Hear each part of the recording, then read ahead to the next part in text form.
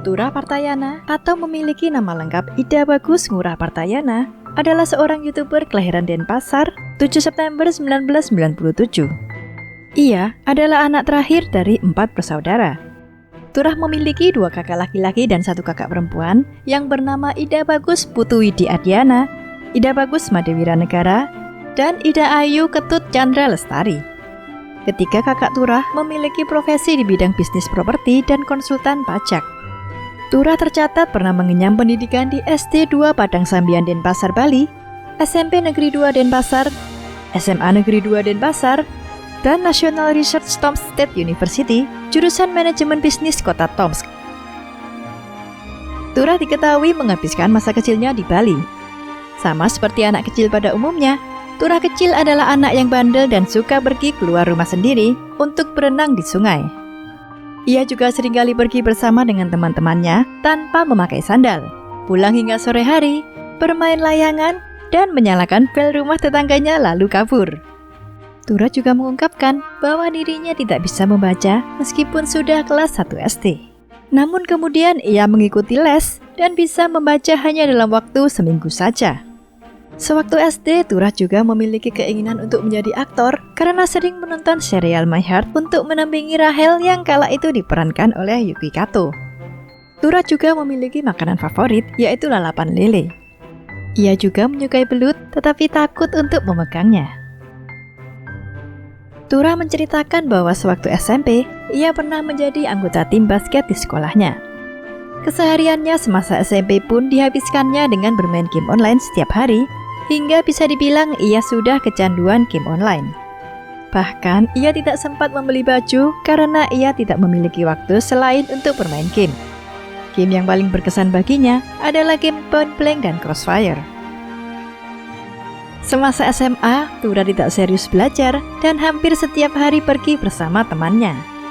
Dirinya juga selalu aktif mengikuti teater di sekolah dan terlibat di setiap event setiap bulannya.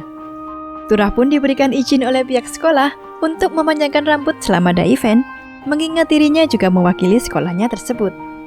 Ia bahkan pernah tidak pulang selama 2 hari hanya untuk latihan dance.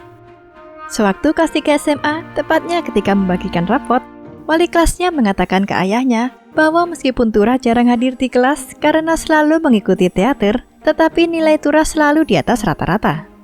Meskipun begitu, sang ayah tetap mengkhawatirkan masa depan Turah. Sang ayah pun mengatakan agar ia fokus untuk kuliah di luar negeri serta mengambil jurusan manajemen bisnis.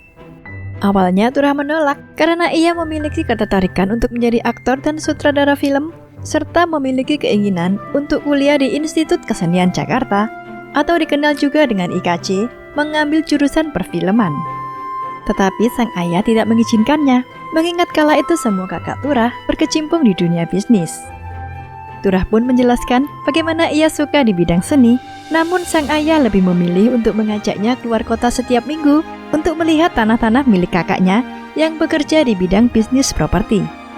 Akhirnya ia merasa bersalah karena selalu melawan kehendak orang tua. Turah pasrah mengikuti kemauan ayahnya untuk kuliah di luar negeri, hingga akhirnya dipilihlah negara Rusia. Pilihannya jatuh di Universitas Tomsk. Kemudian, Turah yang mendaftarkan diri di Pusat Kebudayaan Rusia diberitahu oleh seniornya cara mendapatkan beasiswa beserta uang sakunya.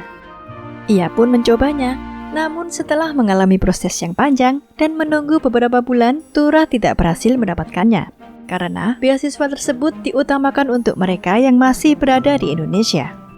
Turah memutuskan untuk pulang ke Bali terlebih dahulu dan kemudian berangkat ke Jakarta untuk mengikuti pendaftaran beasiswa gelombang kedua, dan baru akhirnya ia berhasil mendapatkannya. Sejak kuliah di Rusia, Turah berubah total menjadi orang yang lebih serius belajar. Bahkan, ia mulai menggunakan kacamata karena terlalu banyak belajar.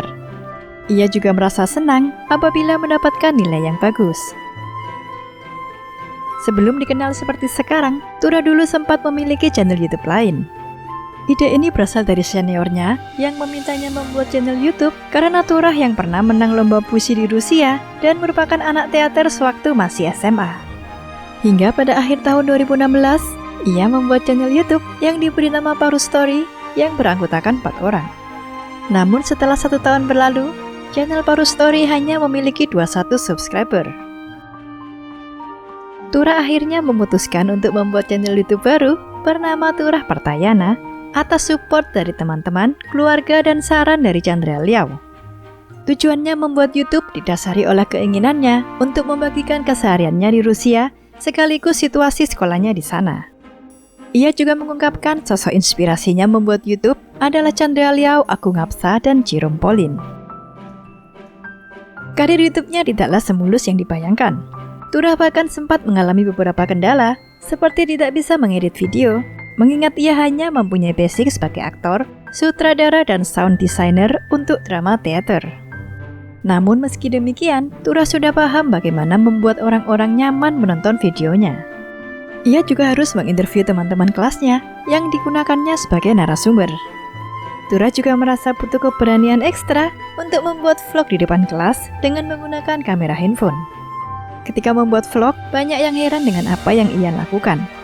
Perlahan, ia pun menjelaskan bahwa dirinya mempunyai channel YouTube. Namun, hampir semua teman laki-lakinya tidak bersedia direkam karena mereka merasa tidak nyaman. Hal ini pun membuatnya kesulitan mencari narasumber laki-laki untuk diajak membuat video tentang kehidupan sebagai mahasiswa di sana, mengingat laki-laki Rusia memang cuek dan dingin. Meskipun begitu, ia tak putus asa. Turah juga merasa beruntung karena di kelasnya banyak model-model Rusia dan mereka senang karena Turah membuat video tentang mereka.